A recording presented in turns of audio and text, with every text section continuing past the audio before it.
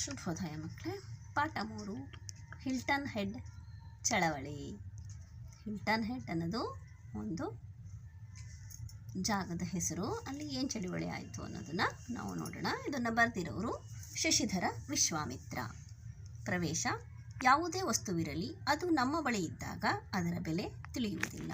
ಏನೇ ಆಗಿರ್ಬೋದು, ಯಾವುದಾದ್ರೂ ವಸ್ತು ಆಗಿರ್ಬೋದು, ಇನ್ನೊಂದು ಸಾಮಾನು ಆಗಿರ್ಬೋದು, ಅಥವಾ ಯಾವುದಾದ್ರೂ ಒಂದು ಜಾಗ ಆಗಿರ್ಬೋದು, ಅದು ನಮ್ಮ ಹತ್ರ ಇದ್ದಾಗ ಅದಕ್ಕೆಷ್ಟು ಮಹತ್ವ ಇದೆ, ಅದರ ಬೆಲೆ ನಮಗೆ ತಿಳಿದೇ ಇರಲ್ಲ.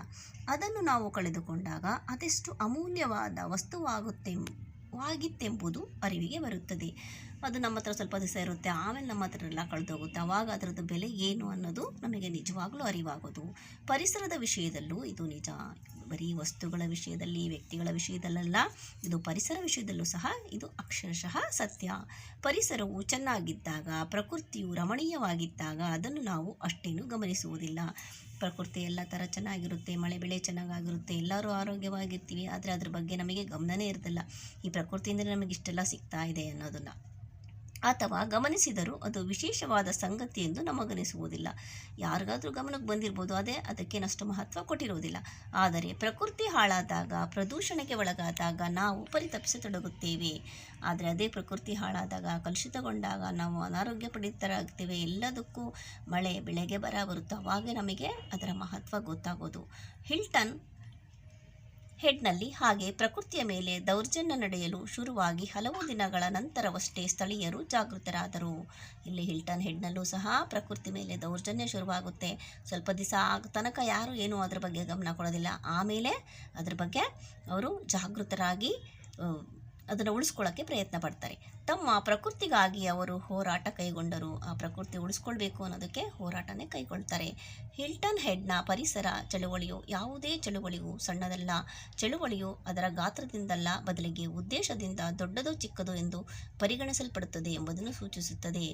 ಅದು ಚಳುವಳಿ ಎಷ್ಟು ತೀವ್ರವಾಗಿತ್ತು ಅನ್ನೋದು ಮುಖ್ಯ ಅಲ್ಲ, ಅದು ಚಿಕ್ಕದೋ ದೊಡ್ಡದೋ ಅಂತ ಅದರ ಪರಿಣಾಮ ಏನಾಗುತ್ತೆ ಅನ್ನೋದನ್ನು ನಾವು ನೋಡಬೇಕು. ಈಗ ಪಾಠಕ್ಕೆ ಬರೋಣ. 1986ರಲ್ಲಿ ಅಮೇರಿಕಾಗೆ ಹೋಗುವ ಪ್ರಸಂಗವಾಯಿತು. ಇಲ್ಲಿ ಲೇಖಕರು 1986ರಲ್ಲಿ ಅಮೇರಿಕಾಗೆ ಹೋಗತಕ್ಕಂಥ ಸಂದರ್ಭ ಬಂತು. ಅಲ್ಲಿರುವಾಗ ನನ್ನ ತಮ್ಮ ಬಾಬುವಿನೊಡನೆ ಅಮೇರಿಕಾದ ಪೂರ್ವ ಸಮುದ್ರ ತೀರ ಕಂಟಿದಂತೆ ಅಟ್ಲಾಂಟಿಕ್ ಸಾಗರದಲ್ಲಿರುವ ಹಿಲ್ಟನ್ ಹೆಡ್ ಎನ್ನುವ ಒಂದು ದ್ವೀಪಕ್ಕೆ ಹೋದವು. ಅಲ್ಲಿ ಅಮೇರಿಕಾಗೆ ಹೋದಾಗ ಅವ್ರ ತಮ್ಮ ಇಲ್ಲಿರ್ತಾರೆ. ಅಮೇರಿಕಾದ ಪೂರ್ವ ಸಮುದ್ರದ ತೀರಕ್ಕೆ, ಅಂದರೆ ಸಮುದ್ರ ದಡದಲ್ಲಿರ್ತಕ್ಕಂಥ ಅಟ್ಲಾಂಟಿಕ್ ಸಾಗರದಲ್ಲಿ ಇರುವ ಹಿಲ್ಟನ್ ಹೆಡ್ ಎನ್ನುವ ಒಂದು ದ್ವೀಪಕ್ಕೆ ಹೋದೆವು. ದ್ವೀಪ ಅಂದರೆ ಸುತ್ತಲೂ ನೀರಿರುತ್ತೆ, ಮಧ್ಯ ಭೂಭಾಗ ಇರುತ್ತೆ. ಅಲ್ಲಿ ಅವರು ತಮ್ಮ ವಾಸ ಮಾಡ್ತಾ ಇರ್ತಾರೆ. ಅಲ್ಲಿಗೆ ಲೇಖಕರು ಹೋಗ್ತಾರೆ. ಸುತ್ತ ಅಟ್ಲಾಂಟಿಕ್ ಸಾಗರ ಹರಡಿರುವ ಹಿಲ್ಟನ್ ಹೆಡ್ ನಿಜಕ್ಕೂ ಸುಂದರವಾದ ಪುಟ್ಟ ದ್ವೀಪ. ಅಲ್ಲಿ ಎತ್ತ ನೋಡಿದರೂ ನೀರೇ ಸುತ್ತ, ನೀರಿನ ಮಧ್ಯ ಭೂಭಾಗ. ಅಲ್ಲಿ ತುಂಬ ರಮಣೀಯವಾದ ಪರಿಸರ ಇರುತ್ತೆ. ಇಲ್ಲಿ ತುಂಬ ಚಿಕ್ಕದಾದ ದ್ವೀಪ ಇರುತ್ತೆ. ಅಲ್ಲಿ ನೋಡೋಕ್ಕೆ ತುಂಬ ಸುಂದರವಾಗಿರುತ್ತೆ. ರಸ್ತೆಯಿಂದ ಅದನ್ನು ತಲುಪಲು 6 ಲೇನಿನ ಭಾರೀ ಸೇತುವೆ ಇದೆ. ರಸ್ತೆಯಿಂದ ಅಂದರೆ ನೀರಿನ ಮಧ್ಯೆ ಇರುತ್ತಲ್ಲ, ಅದಕ್ಕೆ ಹೋಗಬೇಕಲ್ಲ, ಅದಕ್ಕೆ 6 ಲೇನಿನ ಭಾರೀ ಸೇತುವೆ, ಅಂದರೆ ದೊಡ್ಡದಾದ ಸೇತುವೆ. ಅಂದರೆ ಎಲ್ಲರ ಭಾರನ ತಡಿಬೇಕು, ಆಮೇಲೆ ಸರಕು ಸಾಗಣೆ ಮಾಡಬೇಕು, ಅದೆಲ್ಲ ತಡೆಯತಕ್ಕಂಥ ಸೇತುವೆ ಇರುತ್ತೆ. ಅದನ್ನ ಮೇಲೆ ಹೋಗಬೇಕಾಗುತ್ತೆ. ಕಾಡೆ ನಾಡಿಗೆ ಸಾರ್ವಭೌಮವಾಗಿದ್ದಂಥ ಒಂದು ಕಾಲದಲ್ಲಿ ಈ ದ್ವೀಪದಲ್ಲೂ ಸ್ಥಳೀಯ ಅಮೇರಿಂಡಿಯನ್ನರು ವಾಸವಾಗಿದ್ದರು. ಕಾಡೆ ನಾಡಿಗೆ ಸಾರ್ವಭೌಮ, ನಾಡು ಅಂದರೆ ನಾವೆಲ್ಲ ಜನ ವಾಸ ಮಾಡೋದು. ಅವಾಗ ಕಾಡೆ ಸಾರ್ವಭೌಮ ಅಂದರೆ ಕಾಡು ರಾಜ ಆಗಿದ್ದ, ಅಂದರೆ ಕಾಡೇ ಬಹಳ ಕಡೆ ಇತ್ತು. ಅಂಥ ಸಂದರ್ಭದಲ್ಲಿ ಆ ದ್ವೀಪದಲ್ಲಿ ಯಾರಿದ್ರು? ಅಮೇರಿಂಡಿಯನ್ನರು. ಅಮೇರಿಂಡಿಯನ್ನರು ಅಂದರೆ ಅಮೇರಿಕಾ ಭೂಖಂಡದಲ್ಲಿ ಐರೋಪ್ಯರು ಬಂದು ವಸಾಹತು ಸ್ಥಾಪಿಸಿದರು. ವಸಾಹತು ಅಂದರೆ ಅವರು ವ್ಯಾಪಾರಕ್ಕಾಗಿ ಅಲ್ಲಿ ಬಂದು ವಾಸ ಮಾಡ್ತಾ ಇರ್ತಾರೆ. ಆ ಸಂದರ್ಭದಲ್ಲಿ ಅದಕ್ಕೂ ಮೊದಲು ಅಲ್ಲಿ ವಾಸವಾಗಿದ್ದ ಮೂಲ ನಿವಾಸಿಗಳಿಗೆ ಅಮೇರಿಂಡಿಯನ್ನರು ಅಂತಾರೆ. ಯಾಕೆ ಅಮೇರಿಂಡಿಯನ್ನರು ಅಂತಾರೆ ಅಂದರೆ, ಕೊಲಂಬಸ್ ಈ ಭೂಭಾಗವನ್ನು ಕಂಡಿಡಿದಾಗ ಅವನು ಇದನ್ನು ಭಾರತ ಅಂತಲೇ ಪರಿಗಣಿಸಿದ್ದ. ಅದಕ್ಕೆ ಆ ಸ್ಥಳೀಯರನ್ನು ನಾವು ಇಂಡಿಯನ್ಸ್ ಅಂತ ಕರೆದೆ. ಅದಕ್ಕೆ ಇವರಿಗೆ ಅಮೇರಿಂಡಿಯನ್ನರ್ ಅಂತ ಹೇಳ್ತಾರೆ. ಯುರೋಪಿಯನ್ನರ ಆಗಮನವಾದ ಮೇಲೆ ಅಮೇರಿಂಡಿಯನ್ನರ ಧೂಳಿಪಟವಾಯಿತು. ಅಲ್ಲಿ ಯುರೋಪಿನವರು ಬಂದ ಮೇಲೆ ಅಮೇರಿಂಡಿಯನ್ನರು ಧೂಳಿಪಟ ಅಂದರೆ ಅವರು ಇಲ್ಲದಂಗೆ ಆಗೋಗ್ಬಿಟ್ರು. ಆಗ ಹಿಲ್ಟನ್ ಹೆಡ್ ದ್ವೀಪವು ಬಿಳಿಯದಾಯಿತು. ಆಗ ಏನಾಯಿತು? ಹಿಲ್ಟನ್ ಹೆಡ್ ದ್ವೀಪವು ಸಹ ಬಿಳಿಯರ್ದು ಆಗೋಯಿತು. ಒಳ್ಳೆಯ ಹವೆ ಇರುವ ಈ ದ್ವೀಪದಲ್ಲಿ ಕಾಡು ಕಡಿದು ನೀಲಿ ನಂತರ ಇನ್ನಿತರ ಬೆಳೆಗಳನ್ನು ಬೆಳೆಯುವ ತೋಟಗಳನ್ನಾಗಿ ಯುರೋಪಿಯನ್ನರು ಪರಿವರ್ತಿಸಿಬಿಟ್ಟರು.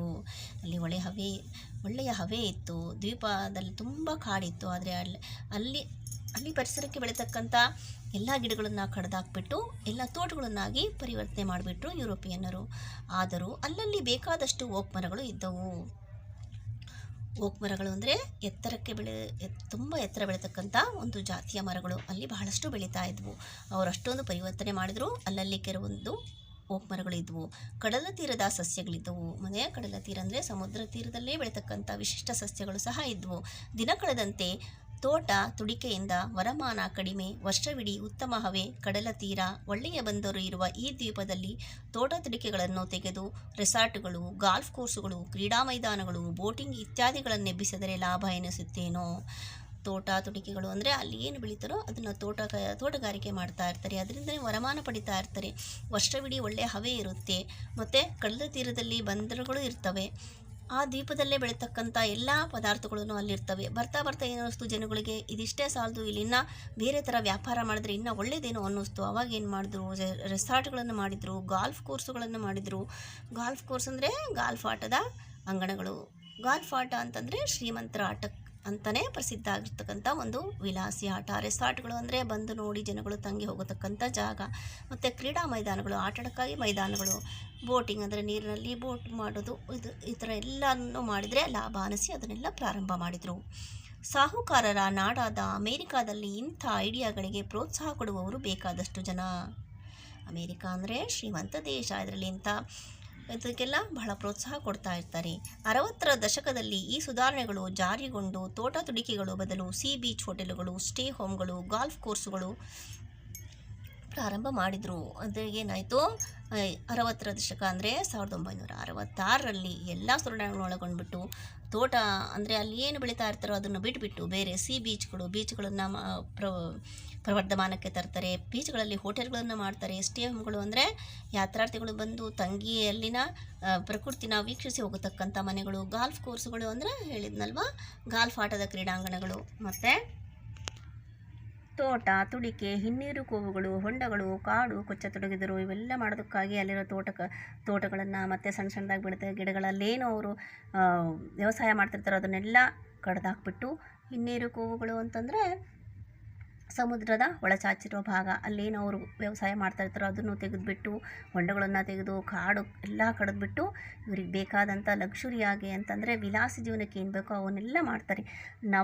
ನವಾವತಾರ ಆಹುಟ ಹೆಚ್ಚಿದಷ್ಟು ಕಾರು, ಪ್ಲೇನು, ಹೆಲಿಗಳು ಬಂದಿಳಿಯುವ, ಬೂಟು, ಚಡ್ಡಿ, T shirt, cooling glass, skull cap ತೊಟ್ಟ ದುಡ್ಡುಳ್ಳ ಅಭಿಮಾನಗಳ ಭರಾಟೆಯೂ ಹೆಚ್ಚಾಗತೊಡಗಿತು. ಇದೆಲ್ಲ ಲಕ್ಸುರಿಯಸ್ ಲೈಫಿಗೆ ಏನು ಬೇಕೋ ಅದನ್ನೆಲ್ಲ ಪ್ರಾರಂಭ ಮಾಡಿದರು. ಅವಾಗೇನಾಯಿತು, ಅಲ್ಲಿ ಕಾರುಗಳು ಬಂದವು, ಪ್ಲೇನ್ಗಳು ಬಂದವು, ಹೆಲಿಕಾಪ್ಟರ್ಗಳು ಬಂದವು, ಸೂಟು ಬೂಟು ಹಾಕೊಂಡಿರೋ ಜನಗಳು ಬಂದರು. ತಮಗೆ ಬೇಕಾದಂಗೆ ಅಲ್ಲಿದ್ದು ಐಷಾರಾಮಿ ಬದುಕಿ ಹೋಗೋದಕ್ಕೆ ಏನು ಬೇಕೋ ಅದೆಲ್ಲ ಇತ್ತಲ್ಲ, ದುಡ್ಡುಳ್ಳವರೆಲ್ಲ ಅಲ್ಲಿ ಬರ್ತಕ್ಕಂಥ ಜನಗಳು ಹೆಚ್ಚಾಗ್ತಾ ಹೋದರು. ಮುಂದೆ ಈ ರೀತಿಯ ಅತಿಕ್ರಮಣ ಸಲ್ಲದು ಎಂದು ಅಲ್ಲಿಯ ಕೆಲವರಾದರೂ ಪರ್ಯಾವರಣಾಭಿಮಾನಿಗಳಿಗೆ ಅನಿಸಿತೇನೋ. ಅತಿಕ್ರಮಣ ಅಂದರೆ ಬೇಡ ಅಂದ್ರೂ ಅತಿಕ್ರಮವಾಗಿ ಅಲ್ಲಿ ಮಾಡೋದು, ಈ ಥರ ಎಲ್ಲ ಪರಿಸರನ ಹಾಳು ಮಾಡ್ತಾ ಇರೋದು ಅಲ್ಲಿ ಕೆಲವ್ರಿಗಾದರೂ ಅನ್ನಿಸ್ತು. ಪರ್ಯಾವರಣ ಅಂದರೆ ಪರಿಸರದ ಅಭಿಮಾನಿಗಳಿಗೆ ಅನ್ನಿಸ್ತು. ಅವರುಗಳು ಕೂಡಿ ಇಲ್ಲಿನ ಪುರಾತನ ಸಸ್ಯ ಸಂಪತ್ತು, ಹಳೆಯ ಕಾಲದ ಹೊಂಡಗಳು, ಹಿನ್ನೀರಿನ ಕೂವುಗಳು, ಓಕ್ ಮರಗಳ ತೋಪುಗಳು, ಕಡಲ ತೀರದ ಸಸ್ಯಗಳು ಮತ್ತು ಕಾಡಿನ ಮರಗಳನ್ನು ತರಿಯಲೇ ಕೂಡದು ಎನ್ನುವ ಚಳುವಳಿಯನ್ನು ಆರಂಭಿಸಿದರು. ಅದಕ್ಕೆ ಅಲ್ಲಿ ಕೆಲವರಿಗಾದರೂ ಅನಿಸುತ್ತೆ, ಇಲ್ಲ ಇದೆಲ್ಲ ನಮ್ಮ ಸಸ್ಯ ಸಂಪತ್ತು, ಇಲ್ಲಿ ಹಳೆಯ ಕಾಲದ್ದು ಏನಿದೆಯೋ ಅದನ್ನೆಲ್ಲ ಉಳಿಸ್ಕೋಬೇಕು, ತೋಪುಗಳನ್ನು ಉಳಿಸ್ಕೋಬೇಕು, ಹಿನ್ನೀರಿನ ಕೋವುಗಳನ್ನು ಉಳಿಸ್ಕೋಬೇಕು, ಹೊಂಡಗಳನ್ನು ಉಳಿಸ್ಕೋಬೇಕು, ಪುರಾತನ ಸಸ್ಯ ಸಂಪತ್ತನ್ನು ಉಳಿಸ್ಕೋಬೇಕು ಅಂತೇಳಿ ಅವರೆಲ್ಲ ಒಂದು ಮಾಡಿ ಚಳುವಳಿನ ಆರಂಭ ಮಾಡ್ತಾರೆ. ಆದರೂ ದುಡ್ಡು ಬುಲ್ಡೋಜರ್ಗಳ ವೀರರ ಮುಂದೆ ಇವರ ಕೈ ಸಾಗಲಿಲ್ಲ. ಇವರಾದರೆ ಕೆಲವೇ ಜನ ಇರ್ತಾರೆ ಅದನ್ನು ವಿರೋಧಿಸೋರು, ಅಂದರೆ ನಮ್ಮ ಪರಿಸರನ ಉಳಿಸ್ಕೊಳ್ಳೇಬೇಕು ಅನ್ನೋರು. ಆದರೆ ಕೆಲವು ದುಡ್ಡುಳ್ಳ ಜನ ಮತ್ತು ಎಲ್ಲ ಕೆಡವೋದಕ್ಕೆ ಬುಲ್ಡೋಜರ್ಗಳಂದರೆ ಒಬ್ಬ ಮನುಷ್ಯ ಎದುರಿಸೋಕ್ಕೆ ಸಾಧ್ಯನಾ ಇಲ್ಲ. ಅದ್ರ ಮುಂದೆ ಇವರ ಆಟ ಏನೂ ಸಾಗಲೇ ಇಲ್ಲ. ಇಲ್ಲಿನ ಗಾಲ್ಫ್ ಕೋರ್ಸುಗಳು, ಕ್ರೀಡಾ ವಿನೋದಗಳೆಡೆಗಳು ಎಷ್ಟು ಚೆನ್ನಾಗಿದ್ದವೆಂದರೆ ಪ್ರಸಿದ್ಧರು ಮೋಜಿಗೆ ಬರುತ್ತಿದ್ದರು. ಅಲ್ಲಿ ಗಾಲ್ಫ್ ಕೋರ್ಸುಗಳು ಅಂತಂದರೆ ಗಾಲ್ಫ್ ಆಟದ ಮೈದಾನಗಳು, ಕ್ರೀಡಾ ವಿನೋದಗಳು ಅಂದರೆ ಆಟ ಇಲ್ಲಿ ವಿನೋದ ಪಡಿಸಕ್ಕಂಥ ಸ್ಥಳಗಳಿರ್ದು ಅದೆಲ್ಲ ಪ್ರಸಿದ್ಧರು ಮೋಜಿಗೆ ಬರ್ತಾರೆ. ಅಂದರೆ ಸುಪ್ರಸಿದ್ಧ ವ್ಯಕ್ತಿಗಳು ಅಲ್ಲಿಗೆ ತಮ್ಮ ಸಂತೋಷಕ್ಕಾಗಿ ಬರ್ತಾಯಿದ್ರು. ಅಮೇರಿಕಾದ ಪ್ರೆಸಿಡೆಂಟರು ಗಾಲ್ಫ್ಗೆ ಬಂದದ್ದುಂಟು. ಅಲ್ಲಿ ಅಮೇರಿಕಾದ ಪ್ರೆಸಿಡೆಂಟ್ ಆಗಿರೋರು ಸಹ ಗಾಲ್ಫ್ ಆಟ ಆಡೋಕ್ಕೆ ಅಲ್ಲಿಗೆ ಬರ್ತಾಯಿದ್ರು. ದುಡ್ಡು ಮತ್ತು ದೌಲತ್ತುಗಳಿಂದ ಪರ್ಯಾವರಣದ ಚಳುವಳಿಗೆ ಹಿನ್ನಡೆ ಆಗತೊಡಗಿದಾಗ ಕೆಲವು ಆಸಕ್ತರು ಕೋರ್ಟಿನ ಮೆಟ್ಟಿಲಿಗೆ ಇರುವ ಆಲೋಚನೆ ಮಾಡತೊಡಗಿದರು. ಇವರು ಸ್ವಲ್ಪ ಜನ ನಿಂತು ಚಳುವಳಿ ಮಾಡಿದಾಗ ಯಾರು ಏನು ಅದಕ್ಕೆ ತಲೆನೇ ಕೆಡಿಸ್ಕೊಂಡಿಲ್ಲ. ದುಡ್ಡಿರೋರು ಮತ್ತು ತಮ್ಮದನ್ನೇ ನಡೆಸಬೇಕು ಅಂತಿರತಕ್ಕಂಥ ಜನಗಳ ಮುಂದೆ ಏನು ಆಗದೆ ಇದ್ದಾಗ ಅವ್ರು ಏನು ಮಾಡಿದರು, ನಾವು ಕೋರ್ಟಿನ ಕಟಕಟೆ ಹತ್ತಬೇಕು, ನಮ್ಮ ಪರಿಸರ ರಕ್ಷಣೆ ಮಾಡ್ಕೋಬೇಕು ಅಂಥೇಳಿ ಅದನ್ನು ಸಹ ಆಲೋಚನೆ ಮಾಡಿದರು. ಆಗ ಹೇಗೋ ಒಬ್ಬ ನೆಲದಳ್ಳಾಳಿಗೆ ಪರ್ಯಾವರಣ ಸುಖ ದುಃಖಗಳಿಗೂ ಮನಸ್ಸು ಕೊಡುವ ಎಂಬಾಯಿತು. ಅಲ್ಲಿ ಒಬ್ಬ ನೆಲನ ಅಂದರೆ ದಳ್ಳಾಳಿ ಅಂದರೆ ವ್ಯಾಪಾರ ಮಾಡ್ತಾ ಇರ್ತಾರೆ, ಅಂದರೆ ಒಬ್ರಿಗೊಬ್ರಿಗೆ ಮಾರೋದು ಮಾಡ್ತಾ ಇರ್ತಾರೆ. ಅಂಥ ಮನುಷ್ಯನಿಗೆ ಇಲ್ಲ ಪರ್ಯಾವರಣದ ಅದರ ಸುಖ ದುಃಖ ಅಂದರೆ ಆಗುಹೋಗುಗಳನ್ನೆಲ್ಲ ನೋಡಿಬಿಟ್ಟು ಇಲ್ಲ ಇದನ್ನು ಉಳಿಸ್ಕೊಂಡ್ರೆ ಚೆನ್ನಾಗು ಅಂತೇಳಿ ಅವನು ಸಹ ಇವರಿಗೆ ಬೆಂಗಾಲವಾಗಿ ನಿಂತ್ಕೋತಾನೆ. ಅವನು ಪರ್ಯಾವರಣದ ಆಸಕ್ತರೊಡನೆ ಕೂಡಿಕೊಂಡು ಕಡಲ ತೀರದ ಸಸ್ಯ ಸಂಪತ್ತು, ಹಳೆಯ ಕಾಲದ ಹೊಂಡಗಳು, ಓಕ್ ಮರಗಳನ್ನು ಹೊಡೆದು ತರಿಯಲೇ ಕೊಡುದು ಎನ್ನುವ ಚಳುವಳಿ ಆರಂಭಿಸಿದ. ಅವನು ಸಹ ಈ ಚಳುವಳಿಯ ಜೊತೆಗೆ ಕೂಡಿಬಿಟ್ಟು ಇಲ್ಲ ಇದನ್ನು ಈ ಮರಗಳನ್ನು ನೀವು ಕಡಿಯಂಗೆ ಇಲ್ಲ, ಇಲ್ಲಿ ಯಾವುದು ಸಹ ನೀವು ಹಾಳು ಮಾಡೋಂಗಿಲ್ಲ ಅಂತ ಅವನು ಪ್ರಾರಂಭ ಮಾಡ್ತಾನೆ ಅವ್ರ ಜೊತೆ ಸೇರಿ. ಆದರೆ ಸಾಹುಕಾರರು ಬಗ್ಗಲಿಲ್ಲ. ಆದರೆ ಶ್ರೀಮಂತ ಜನ ಅದಕ್ಕೆ ಏನಂದ್ರು ಸೊಪ್ಪಾಗಲಿಲ್ಲ. ಇವರು ವಿಧಿಯಿಲ್ಲದೆ ಕೋರ್ಟ್ ಕಚೇರಿಗಳ ಮೆಟ್ಟಿಲೇರಿದರು. ಅವಾಗ ಏನು ಮಾಡಿದ್ರು, ಇದು ಯಾವುದೇ ಕಾರಣಕ್ಕೂ ಇವರು ನಮ್ಮನ್ನು ಮಾತೇ ಕೇಳ್ತಾ ಇಲ್ಲ ಅಂತ ಹೇಳ್ಬಿಟ್ಟು ಅವರು ಕೋರ್ಟಿಗೂ ಸಹ ಹೋದರು. ಈ ಹೊಯ್ದಾಟದಲ್ಲಿ ಕ್ರಮೇಣ ಜನಸಮ್ಮತಿ ಪರ್ಯಾವರಣದತ್ತ ಒಲಿಯಿತು. ಈ ಹೊಯ್ದಾಟ ಅಂದರೆ ಅವರು ನಾವು ಪರಿಸರನ ಉಳಿಸ್ಲೇಬೇಕು ಅಂತ ಅವರು ಇಲ್ಲ ನಾವು ಮೋಜು ಮಸ್ತಿ ಮಾಡೇ ಮಾಡ್ತೀವಿ ಅಂತ ಅವರು ಹೀಗೆ ಕೆಲವು ದಿನ ಅಂದರೆ ಅವೆಲ್ಲ ಬೇಗ ಮುಗಿಯಲ್ಲ, ಸ್ವಲ್ಪ ದಿವಸ ಹಂಗೆ ಆಗ್ತಾ ಏನಾಯಿತು, ಎಲ್ಲರಿಗೂ ಅರಿವಾಗ್ತಾ ಬಂತು ಇಲ್ಲ ಪರಿಸರ ಚೆನ್ನಾಗಿದ್ದರೆ ನಾವು ಚೆನ್ನಾಗಿರ್ತೀವಿ ಅಂತ. ಕ್ರಮೇಣ ಜನಸಮ್ಮತಿ ಪರ್ಯಾವರಣದತ್ತ ಒಲಿಯಿತು. ಎಲ್ಲರ ಜನಸಮ್ಮತಿ ಅಂದರೆ ಅಲ್ಲಿ ಎಲ್ಲ ಜನಗಳು ಹೌದು ನಾವು ಪರಿಸರನ ಉಳಿಸ್ಕೊಳ್ಳಬೇಕು ಅನ್ನೋದತ್ರ ಮನಸ್ಸು ಮಾಡಿದರು. ರಸ್ತೆ, ಕಟ್ಟಡ, ಕ್ರೀಡಾಂಗಣ, ಸೇತುವೆಗೆ ತೋರುತ್ತಿದ್ದ ಅಭಿಯಂತರ ಶ್ರದ್ಧೆಯನ್ನೇ ಪರಿಸರ ಸೌಂದರ್ಯ, ಗಿಡ ಮರ, ತಟಸಸ್ಯ ಸಂಕುಲ, ಹೊಂಡಗಳಿಗೂ ತೋರಿಸತೊಡಗಿದರು. ಇವಾಗ ರಸ್ತೆಗಾಗ್ಬೋದು, ಮನೆ ಕಟ್ಟಕ್ಕಾಗ್ಬೋದು, ಕ್ರೀಡಾಂಗಣಕ್ಕಾಗ್ಬೋದು, ತೋರುತ್ತಿದ್ದ ಅಭಿಯಂತರ ಶ್ರದ್ಧೆ ಅಂದರೆ ಏನು, ಅಭಿಯಂತರ ಅಂದರೆ ಇಂಜಿನಿಯರ್ನ ಇಟ್ಕೊಂಡು ಎಲ್ಲ ಕರೆಕ್ಟಾಗಿ ಮಾಡಬೇಕು ಅಂತ ಮಾಡ್ತಾ ಇರ್ತಾರೆ. ಅದೇ ಥರ ಅವ್ರು ಏನು ಮಾಡಿದರು, ಪರಿಸರ ಸೌಂದರ್ಯನ, ಗಿಡ ಮರ, ತಟಸಸ್ಯ ಸಂಕುಲ ಅಂದರೆ ನದಿ ತೀರದಲ್ಲಿ ಬೆಳೀತಕ್ಕಂಥ ಸಸ್ಯಗಳು ಅಥವಾ ಸಮುದ್ರ ತೀರದಲ್ಲಿ ಬೆಳೀತಕ್ಕಂಥ ಸಸ್ಯಗಳ ಸಂಕುಲವನ್ನು ನಾವು ಉಳಿಸ್ಕೋಬೇಕು, ಹೊಂಡಗಳು ಉಳಿಸ್ಕೋಬೇಕು ಅಂತ ಹೇಳ್ಬಿಟ್ಟು ಅವರು ಮನಸ್ಸು ಮಾಡಿದರು. ಸ್ಥಳದ ನೆಲ, ಜಲ, ವನ ಸಂಪತ್ತು ಹೆಚ್ಚುವಂತೆ ನೆಲವನ್ನು ಕಾಪಿಟ್ಟುಕೊಂಡು ದ್ವೀಪದ ಸೌಂದರ್ಯವನ್ನು ಹೆಚ್ಚಿಸಿಕೊಳ್ಳಬೇಕು ಎನ್ನುವ ದಿಡಿನಲ್ಲಿ ಮಂತ್ರಾಲೋಚನೆಗೊಳಗಾದವು. ಹೌದು, ನಮ್ಮ ನೆಲನ ಜಲನ ನಾವು ಉಳಿಸ್ಕೊಳ್ಳೇಬೇಕು, ನಮ್ಮ ಸಂಪತ್ತನ್ನು ನಾವು ಅಭಿವೃದ್ಧಿಗೊಳಿಸ್ಕೋಬೇಕು ಅನ್ನಕೊಂಡು ಅದನ್ನು ಕಾಪಾಡಿಕೊಳ್ಳೇಬೇಕು ಅಂತ ಹೇಳ್ಬಿಟ್ಟು ಎಲ್ಲರೂ ಒಂದೇ ಸಮ ಆಲೋಚನೆ ಮಾಡಿ ಅದಕ್ಕೆ ಏನು ಮಾಡಬೇಕು ಅನ್ನೋದನ್ನು ಮಾಡೋಕ್ಕೆ ಪ್ರಾರಂಭ ಮಾಡಿದರು. ಪುರಾಭಿವೃದ್ಧಿ ಕಾರ್ಯ ಹಾಗೆಯೇ ಜರುಗತೊಡಗಿತು. ಪುರ ಅಂದರೆ ನಗರದ ಅಭಿವೃದ್ಧಿಯೂ ಸಹ ಅದರ ಜೊತೆ ನಡೀತಾ ಇತ್ತು. ಪರಿಣಾಮವಾಗಿ 4-6 ವರ್ಷಗಳಲ್ಲಿ ಹಿಲ್ಟನ್ ಹೆಡ್ ನಂದನವನದಂತೆ ಮರ, ಗಿಡ, ಹೊಂಡ, ತೀರ ಸಸ್ಯಗಳಿಂದ ಕಂಗೊಳಿಸತೊಡಗಿತು. ನೋಡಿರಿ, ಇಷ್ಟೆಲ್ಲ ಮಾಡಿದ ಮೇಲೆ 4-6 ವರ್ಷಗಳಲ್ಲೇ ಸಹ ಮತ್ತೆ ಹಿಲ್ಟನ್ ಹೆಡ್ ನಂದನವನದಂತೆ ಅಂದರೆ ತುಂಬ ಚೆನ್ನಾಗಿ ಮರ ಗಿಡಗಳಿಂದ, ಹೊಂಡಗಳಿಂದ ಮತ್ತು ಸಸ್ಯ ಸಂಕುಲಗಳಿಂದ ಕಂಗೊಳಿಸತೊಡಗಿತು.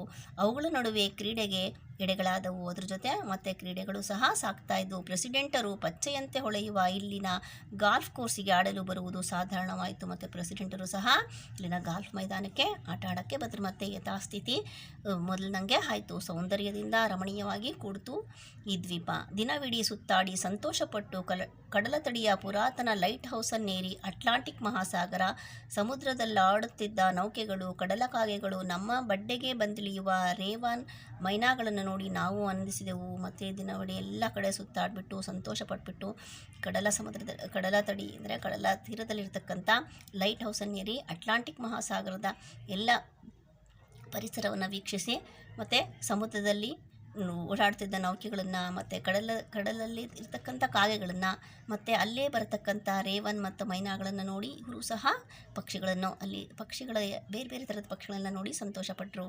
ಅಲ್ಲಿಂದ ಕೆಳಗಿಳಿದ ಮೇಲೆ ಅಕಸ್ಮಾತ್ತಾಗಿ ಹಾವು ಬೆಳಕಿನ ಹಿನ್ನೀರಿನ ಡೊಣೆಯ ಒಂದು ಬದಿಯಲ್ಲಿ ದುಂಡನೆಯ ವೇದಿಕೆ ನಡುವೆ ಒಂದು ದೊಡ್ಡ ಓಕ ಮರವನ್ನು ಕಂಡೆವು. ಅಲ್ಲೆಲ್ಲ ನೋಡಿ ಆನಸಿ ಕೆಳಗೆ ಬರ್ತಾ ಇರಬೇಕಾದ್ರೆ ಒಂದು ಹಾವು ಬೆಳಕಿನ ಅಂದರೆ ಅಂಕುಡೊಂಕ ಇರ್ತಕ್ಕಂಥ ಹಿನ್ನೀರಿನ ಪ್ರದೇಶದ ಹತ್ರ ಒಂದು ದುಂಡನೆಯ ವೇದಿಕೆ ಇರುತ್ತೆ. ಅಲ್ಲಿ ಒಂದು ದೊಡ್ಡ ಓಕ್ ಮರನ ನೋಡ್ತಾರೆ. ಅದೇನು ಅಂತ ನೋಡ್ತಾರೆ. ಅದೇನೆಂದು ಅಲ್ಲಿಗೆ ಹೋದೆವು. ಅದೊಂದು ಹಳೆಯ ಓಕ್ ಮರ, ಅದು ತುಂಬ ಹಳೆದಾದ ಒಂದು ಓಕ್ ಮರ. ಅದರಲ್ಲಿ ತೆಳ್ಳಗೆ ಅಗೆದು ಮಾಡಿ ದಪ್ಪ ಗೊಬ್ಬರ ಮರದ ಚೆಕ್ಕೆ ಹರಡಿದ್ದರು. ಅಲ್ಲಿ ದಪ್ಪವಾದ ಗೊಬ್ಬರ ಹರಡಿದ್ರು, ಮರದ ಚೆಕ್ಕೆನೂ ಹರಡಿದ್ರು. ಯಾರೂ ಕಾಲಿಕ್ಕದಂತೆ ಪರಿಧಿಯ ಸುತ್ತಲೂ ಕಟಕಟೆ ಕಟ್ಟಿದ್ದರು. ಅಲ್ಲಿ ಅದರ ಹತ್ರ ಯಾರು ಹೋಗಬಾರ್ದು ಅಂತ ಹೇಳ್ಬಿಟ್ಟು ಸುತ್ತಲೂ ಕಟಕಟೆ ಕಟ್ಟಿದ್ರು. ಇದು ಲಿಬರ್ಟಿ ಓಕ್ ಮರ. ಲಿಬರ್ಟಿ ಅಂದರೆ ಸ್ವಾತಂತ್ರ್ಯದ ಸಂಕೇತ. ಅದು ಓಕ್ ಮರ ಅಂತ ಹೇಳ್ತಾರೆ. 50ರ ದಶಕದಲ್ಲಿ ಪರಿಸರ ರಕ್ಷಣೆಗಾಗಿ ಜನ ಒಗ್ಗೂಡಿ ಪಣ ತೊಟ್ಟಿದ್ದು ಈ ಮರದಲ್ಲಿಯೇ. ಅಂದರೆ ಅವರೆಲ್ಲರೂ ಒಗ್ಗೂಡ್ಕೊಂಡ್ಬಿಟ್ಟು ಪರಿಸರ ರಕ್ಷಣೆ ಮಾಡಬೇಕು ಅಂತೇಳಿ ಆ ಮರದ ಕೆಳಗಡೆನೇ ಅವರೆಲ್ಲ ಸಮಾಲೋಚನೆ ಮಾಡಿ ಅದನ್ನು ಕಾರ್ಯಗತಗೊಳಿಸುತ್ತಾರೆ. ಅದಕ್ಕಾಗಿ ಅದರ ನೆನಪಿಗಾಗಿ ಆ ವಾಕ್ ಮರವನ್ನು ಹಾಗೆ ಕಾದಿರಿಸ್ಕೊಂಡಿರ್ತಾರೆ. ಇದು ಸಂರಕ್ಷಿತ ಜಾಗ, ಅಂದರೆ ಅಲ್ಲಿ ಯಾರೂ ಹೋಗೋಂಗಿಲ್ಲ. ದಯವಿಟ್ಟು ಕಟಕಟೆಯ ಒಳಗಡೆ ಪ್ರವೇಶಿಸಬೇಡಿ ಎನ್ನುವ ಫಲಕವನ್ನು ಇಟ್ಟಿದ್ದರು. ಅಲ್ಲಿ ಒಂದು ಫಲಕ ಇಟ್ಟಿರ್ತಾರೆ ಏನಂತ, ದಯವಿಟ್ಟು ಯಾರು ಇದರೊಳಗಡೆ ಹೋಗಬೇಡಿ ಅಂತ. ಹೀಗೆ ಆ ಮರ 100 ಕಾಲ ಬಾಳುವಂತೆ ರಕ್ಷಿತವಾಗಿತ್ತು. ಅದು 106 ಕಾಲ ಚೆನ್ನಾಗಿ ಬಾಳಲಿ ಅಂತ ರಕ್ಷಣೆ ಮಾಡಿ ಇಟ್ಕೊಂಡಿದ್ದಾರೆ. ನಂತರದ ಕಾಲದಲ್ಲಿ ಈ ಮರ ಪ್ರಸಿದ್ಧಿ ಎಷ್ಟು ಹರಡಿತೆಂದರೆ ಇದರ ಸಾನ್ನಿಧ್ಯವನ್ನು ಕಂಡು ಮರಳಿದ ಜನ ತಮ್ಮ ಕ್ಷೇತ್ರಗಳಲ್ಲಿ ಪರ್ಯಾವರಣ ರಕ್ಷಣೆಯಲ್ಲಿ ಚುರುಕುಗೊಂಡರು.